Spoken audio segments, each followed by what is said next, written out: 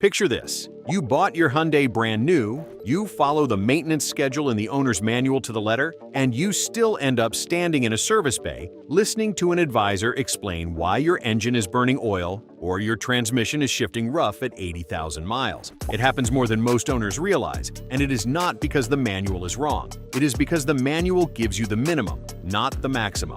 There is a small group of Hyundai owners, mechanics, and longtime forum veterans who go beyond the printed schedule, and their cars simply last longer. Today we are breaking down exactly what that small group does differently, one habit at a time, ending with the single biggest one that almost nobody follows. None of what follows involves aftermarket parts, expensive gadgets, or voiding a warranty. It is entirely about reading past the surface of the maintenance schedule and understanding why certain intervals exist in the first place, then applying that knowledge a little earlier and a little more consistently than the average owner ever does.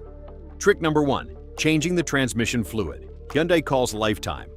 Open the maintenance schedule for a lot of Hyundai models with the 6-speed or 8-speed automatic transmission, and you will find language describing the transmission fluid as filled for the life of the vehicle. Most owners read that and assume it means never. That single word has probably done more damage to Hyundai transmissions over the years than any single mechanical flaw. The fluid inside an automatic transmission is not just a lubricant, it is also a hydraulic medium that controls clutch engagement and shift timing. And like any fluid under heat and pressure, it breaks down over time.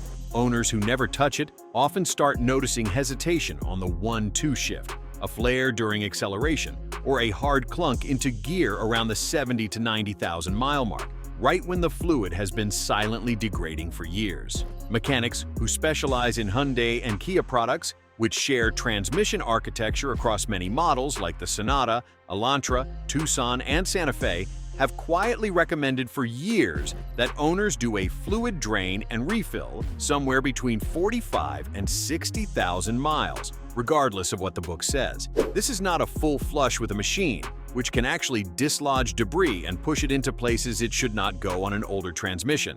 It is a simple pan drop or drain plug service, replacing roughly 40 to 50% of the fluid, then repeating it again in another 30,000 miles if needed. The cost is usually a couple $100s, a fraction of what a transmission rebuild runs, which on many Hyundai models can run well into 4 figures once labor, parts, and fluid are all accounted for. The 3% of owners who do this are not doing anything exotic. They are simply refusing to take the word lifetime literally, and their transmissions are shifting smoother at 150,000 miles because of it. There is also a secondary benefit that rarely gets mentioned. A drain and refill service gives a technician a chance to inspect the fluid itself, checking its color and smell for early signs of overheating or clutch material breakdown, long before those symptoms would ever trigger a warning light on the dashboard. Fluid that has started to smell burnt or has darkened significantly is a warning sign that the transmission has been running hotter than it should, often due to towing, mountain driving, or stop-and-go traffic.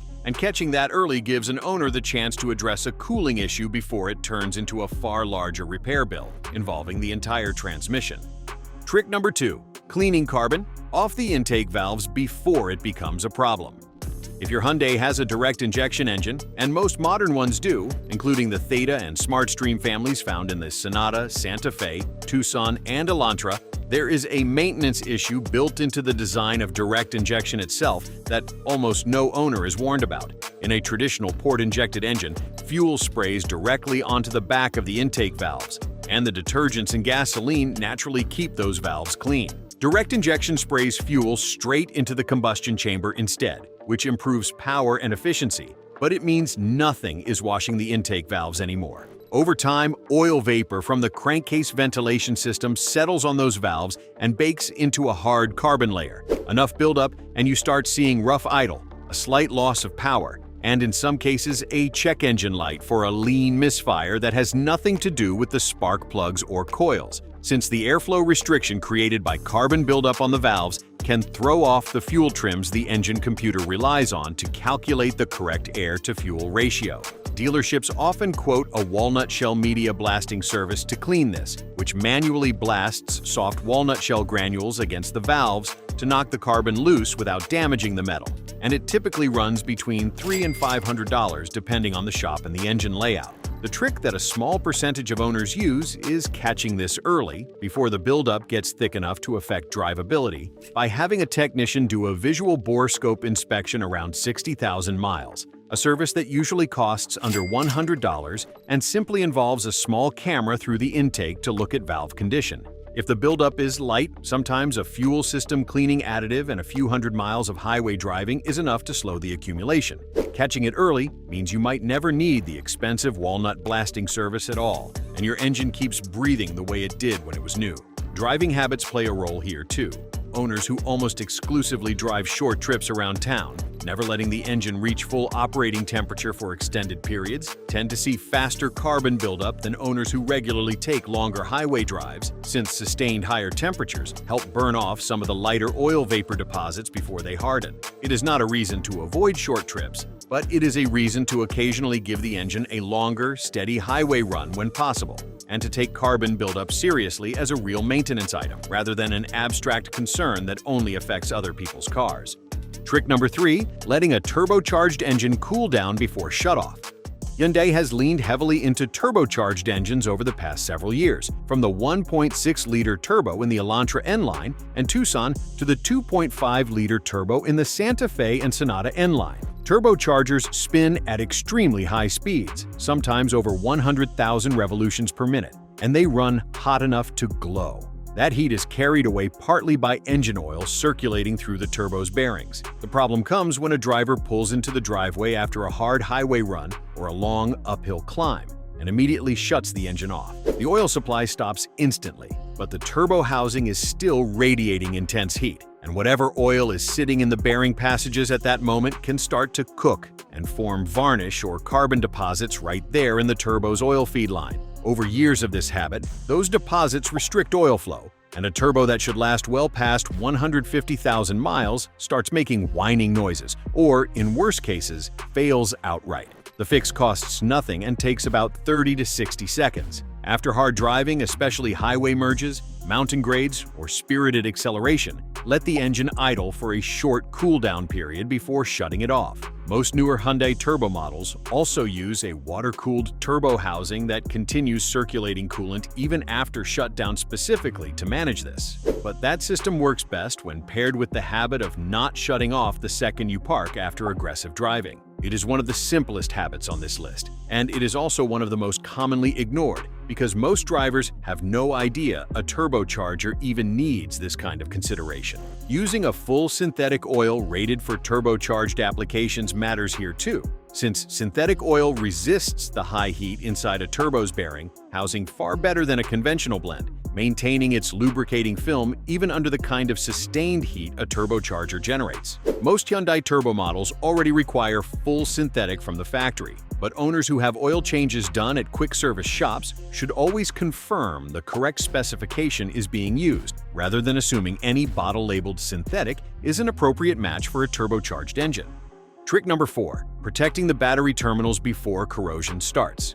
Modern Hyundai models are loaded with electronics, from the smart key system to lane keeping assist to the infotainment screen, and all of it depends on a clean, stable connection at the battery terminals. Corrosion is a slow, quiet killer of electrical systems, and it usually shows up first as a white or greenish crust building up around the positive terminal. Most owners do not notice until the car starts having intermittent electrical gremlins, a smart key that occasionally does not detect, a slow crank on cold mornings, or dashboard warning lights that come and go for no clear reason. By the time corrosion is visible to the naked eye, it has usually already been restricting current flow for months. The habit that a small number of careful owners maintain is checking the terminals every time they change their oil, wiping down any buildup with a mixture of baking soda and water, and applying a thin layer of dielectric grease or a felt anti-corrosion washer around the terminal posts. This is a 5-minute task that costs less than $10 in materials, and it prevents a cascade of problems that can otherwise mimic much more expensive electrical faults. It also matters more on Hyundai models with idle stop-start technology,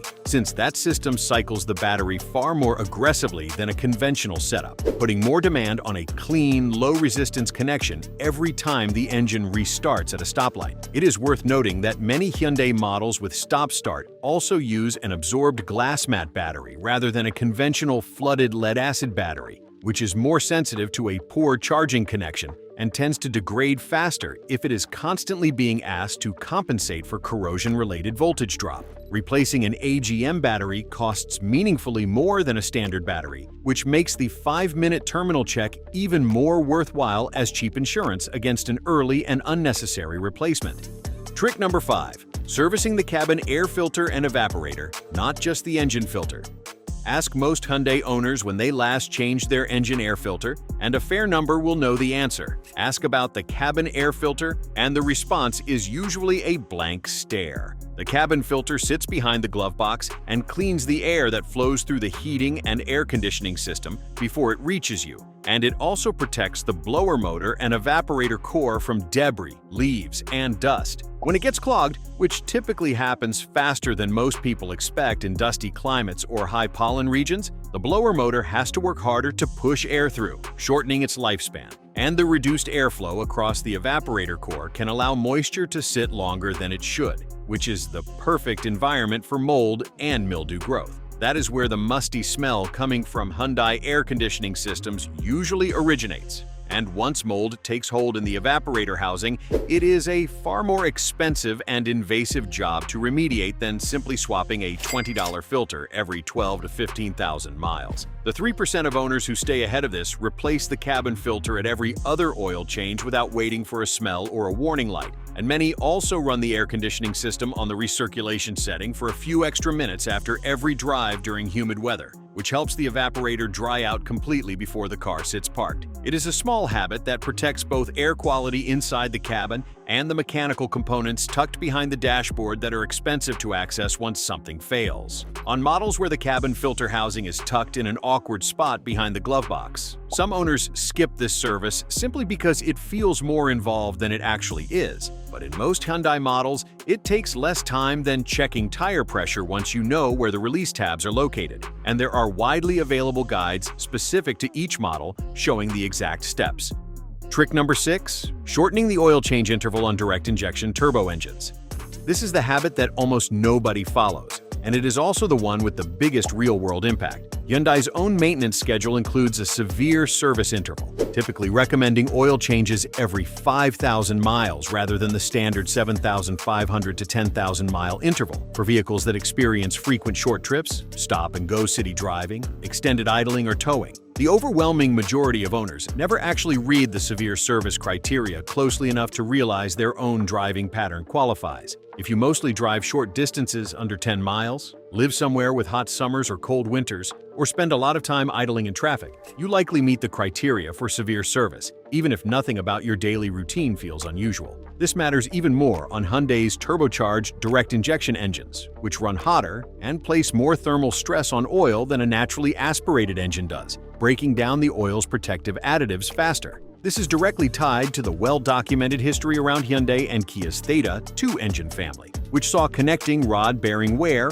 and, in some cases, engine failure severe enough that Hyundai extended warranty coverage and issued recalls related to oil flow through the engine. Independent mechanics who have serviced these engines for years will tell you plainly that owners who changed their oil every 5,000 miles with a quality synthetic almost never showed up with the same bearing wear issues as owners who waited the full 10,000 miles the standard schedule seemed to allow. The fix is not complicated or expensive. It usually means one extra oil change a year, at a cost of somewhere between $50 and $100 depending on where you get it done. What it buys you is an engine that is far less likely to develop rod knock, oil consumption, or premature bearing wear. The exact problems that have defined Hyundai's biggest reliability headaches over the last decade. The 3% of owners who know this are not doing anything special. They are simply reading the fine print in their own manual, matching it honestly to their actual driving habits, and refusing to stretch the interval just because the reminder light has not come on yet. It also helps to use an oil that meets or exceeds the API and manufacturer specification listed for the engine,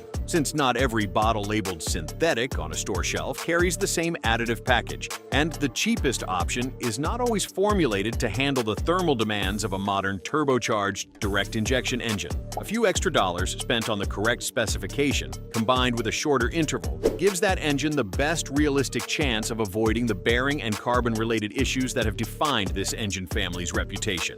Keeping receipts and records of every oil change, including the exact date, mileage, and specification used, is also worth doing even if it feels unnecessary, since a documented history of proactive maintenance beyond the minimum requirement can matter enormously if an engine problem ever does arise, and a warranty or goodwill claim becomes part of the conversation with the manufacturer. The bottom line: none of these 6 habits require a mechanic's toolbox or a big repair bill, and none of them require doing anything the manufacturer would frown on. What they require is treating the maintenance schedule as a floor instead of a ceiling, changing the transmission fluid, Hyundai calls lifetime, keeping an eye on carbon buildup in the intake, letting a turbo cool down before shutoff, protecting the battery terminals, staying ahead of the cabin filter, and above all, matching your oil change interval to how you actually drive rather than the optimistic default schedule are the difference between a Hyundai that starts feeling worn out at 90,000 miles and one that is still running strong well past 200,000. If you found this useful, consider subscribing for more maintenance breakdowns like this one.